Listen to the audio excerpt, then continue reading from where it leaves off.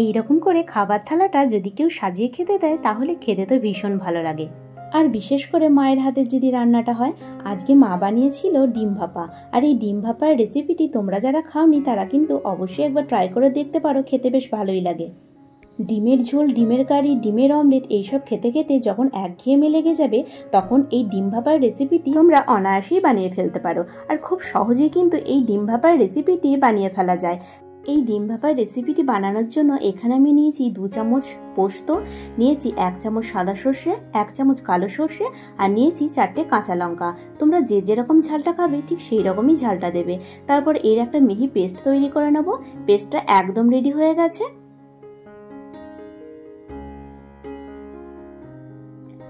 আর এখানে লাগবে টক দই।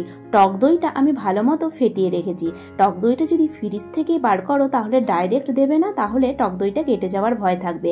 আর টক দইটা এরকম ভালো করে ফেটিয়ে নেবে, তাহলে টক দইটা আর কেটে যাবে না। টক দইটা ভালো মতো ফেটানো হয়ে গেছে।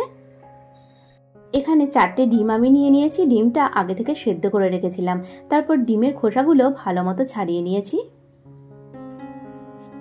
ডিমের খোলাগুলো ছাড়িয়ে নিয়ে ডিমগুলো দুফালি করে এরকমভাবে কেটে নেব। চাইলে তোমরা ডিমগুলো আগে থেকে হালকাভাবে ভেজে নিতে পারো, কিন্তু আমি আর ডিমটা ভাজলাম না। ডিমটা কাটা হয়ে গেলে একটা টিফিন বাটির মধ্যে যে সর্ষে পোস্তর পেস্টটা করে রেখেছিলাম সেই পেস্টটা দিয়ে দেব। সাথে দিয়ে দেব ফেটিয়ে রাখা টক দইটা। তারপর ভালো মতো ফেটিয়ে নেব।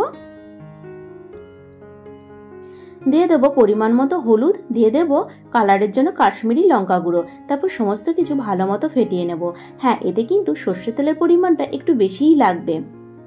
সাথে দিয়ে দেবো পরিমাণ মতো নুন, আর দিয়ে দেবো একটু মিষ্টি।